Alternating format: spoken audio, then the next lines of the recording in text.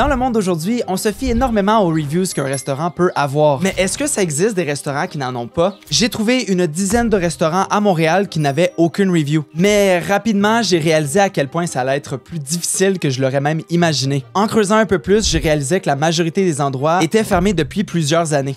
Avec mes talents de détective accrus et après plusieurs heures de recherche, j'ai pu vous dénicher 3 restaurants avec aucune review à Montréal. Et à la fin de la vidéo, j'ai même une petite surprise.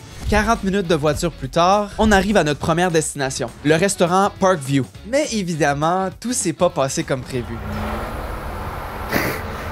La porte était barrée, même s'ils indiquaient clairement en ligne qu'ils étaient ouverts. Alors, cette première porte fermée me confirme vraiment les doutes que j'ai sur les restaurants à 0 étoile. Est-ce que ça existe vraiment? Sans savoir trop quoi faire, on accepte la défaite et on passe à un prochain endroit, le restaurant Sushi Victoria. Après un premier restaurant de fermé, ça ne peut pas possiblement nous arriver une deuxième fois. Comment vous expliquer? Je suis choc-barre. J'ai rarement eu autant de difficultés pour le tournage d'une vidéo et je vais pas vous mentir, j'avais envie de tout arrêter et de pleurer toutes les larmes de mon corps. Donc je peux vous dire que mon espoir reposait sur notre prochaine destination. Notre prochain restaurant, c'est une cuisine jamaïcaine. La particularité par contre, c'est que c'est rattaché à un garage automobile et je suis vraiment intéressé à savoir à quoi ça va ressembler à l'intérieur. Allons-y! En rentrant dans le building, on peut remarquer les couleurs de la Jamaïque sur tous les murs. Ça ressemble à une petite salle communautaire où la communauté va se réunir pour jouer au ping-pong, jouer du piano, faire peut-être des petits concerts, j'ai l'impression même. Ils ont également un bar super bien décoré et juste à côté, ça confirme nos doutes, il y a vraiment un restaurant. C'est un petit casse-croûte qui est juste à côté ici. C'est très orienté vers le poulet. J'ai vu des belles choses en cuisine, j'ai hâte de goûter ça. Après 2 restaurants de fermés et des heures de recherche, on a fait l'impossible. Trouver un restaurant avec aucune review. Maintenant, passons à la dégustation. On a parlé avec le chef et on a donc décidé de prendre le chicken stew et le chicken curry également. C'est des assiettes très remplies avec une belle sauce. Le poulet a l'air tendre, ça a l'air être monstrueusement bon. On a également pris du riz avec des bines rouges. C'est la première fois que moi, personnellement, je vois ça. Et on a un à côté de salade avec une belle petite vinaigrette. Il nous a donné carrément la bouteille au complet, donc ça, c'est trop gentil de sa part. Et lorsqu'ils ont amené les assiettes, l'arôme a tout de suite rempli la pièce. Ça sent bon et je me sens super bien accueilli. Vraiment, là, mon cœur reçoit de l'amour comme jamais. Et ça m'a coûté uniquement 29 $ pour tous nos plats.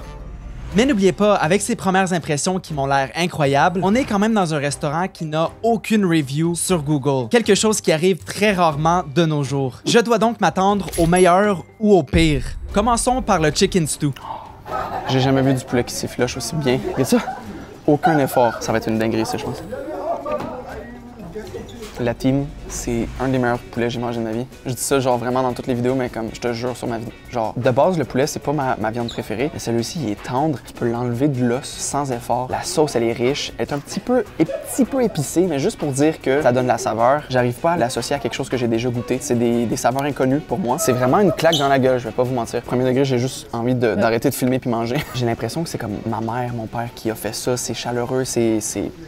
Pour une journée froide comme aujourd'hui, il fait à peu près -20 au Québec. C'est exactement le plat nécessaire pour se réchauffer. Mais pendant que je dégustais ce magnifique repas, je me suis posé une question existentielle. D'où viennent les reviews comme on les connaît aujourd'hui? Parce que c'est vrai, il y a un moment où les étoiles n'existaient pas. La seule vraie méthode, c'était d'avoir des recommandations d'amis, de collègues, de la famille. Et encore là, tu n'étais pas sûr si tu tombais sur une belle place. Oh my God! Je m'en liche. Il y a des napkins, hein? Je vais même pas gaspiller, c'est trop bon. Eh bien, figurez-vous, mes amis, que j'ai trouvé l'origine de ces belles étoiles dorées. Marina Stark, une écrivaine britannique, a été la première à avoir créé un guide touristique d'Italie en anglais. Ces guides, publiés à Londres et à Paris, ressemblaient énormément d'informations et ce type de notation est apparu pour la première fois dans un de ses guides en 1820. Elle notait de 1 à 3 points d'exclamation les œuvres d'art à ne pas manquer en voyage. Et il y avait un ou plusieurs points d'exclamation dépendamment de leur mérite. Cette méthode a été reprise par les manuels pour voyageurs de Murray ainsi que les guides Baedeker. À partir de 1844, ils ont utilisé ce système et ont remplacé les points d'exclamation par des étoiles. D'abord pour les points d'intérêt et ensuite les hôtels. Essayons le riz maintenant. Le riz est parfaitement cuit, pas trop mou, très subtil par contre comme saveur. Puis avec les bines également, c'est vraiment, vraiment bon. Par la suite, le guide des restaurants Michelin, connu étant pour être un des guides les plus prestigieux et les plus respectés de cette planète, ont introduit une étoile en 1926. Ça se suit tout, cette histoire-là. Moi, j'aime trop. En 1931, ils ont élargi leur système de 1 à 3 étoiles. Le même système qui est encore utilisé aujourd'hui. Et pour vous donner un ordre d'idée, j'ai eu la chance de manger à un restaurant 3 étoiles Michelin grâce à Gurki pendant notre séjour en France. Et je pèse mes mots, c'était le meilleur restaurant auquel j'ai mangé de toute ma vie. Wow! Et vous vous en doutez probablement, le monde entier ont adopté cette méthode, mais à leur façon, que ce soit dans l'industrie du cinéma, de la musique ou des hôtels. Et j'en passe. Le poulet au curry. Oui, je dis oui. La qualité du poulet est la même, excellente. La sauce, un peu plus subtile que l'autre. Personnellement, j'ai une préférence plus pour l'autre, mais on sent bien le curry, beaucoup d'épices, des carottes également. Celle-ci est pas piquante. Ah, quoique, dans cette assiette-là, on a également des patates. On essaie ça. Trop bon, même. C'est une dinguerie. En 2007, Apple ont annoncé le premier iPhone, la tectonique était à la mode et YouTube ressemblait à ça. On avait la possibilité de noter des vidéos de 1 à 5 étoiles. C'est quoi ça? C'est dégueulasse! Et c'est que en 2007 que les big boss de chez Google ont lancé Google Review, le fameux. Mais ça n'avait vraiment pas la même gueule qu'aujourd'hui. Et la suite, vous la connaissez. Perso, je ne vois pas un monde sans notation de restaurants ou d'hôtels. On utilise ça vraiment à chaque jour et on s'en rend même plus compte. Ça serait très drôle de nous voir toutes galérer à manger à des restaurants éclatés si on n'aurait pas ces notations. Donc, merci à Mariana. Si vous êtes de Montréal, s'il vous plaît, venez. Sérieusement, vous allez être surpris. Et avec cette expérience culinaire, j'ai décidé de créer ma propre review sur Google parce que je pense qu'il le mérite vraiment. Et je voulais pas vous laisser sur votre faim. J'ai trouvé un autre endroit où il y a techniquement aucune review. À l'intérieur, on pouvait y retrouver plusieurs marchands, que ce soit de l'artisanat à la main ou de la nourriture. Un des artisans boulangers sur place avait des Stollen. C'est un pain traditionnel de Noël allemand qui regroupe des noix, des fruits séchés et du sucre en poudre. J'ai personnellement jamais vu de pain comme ça. C'est pour ça que j'avais envie d'y goûter en vidéo avec vous.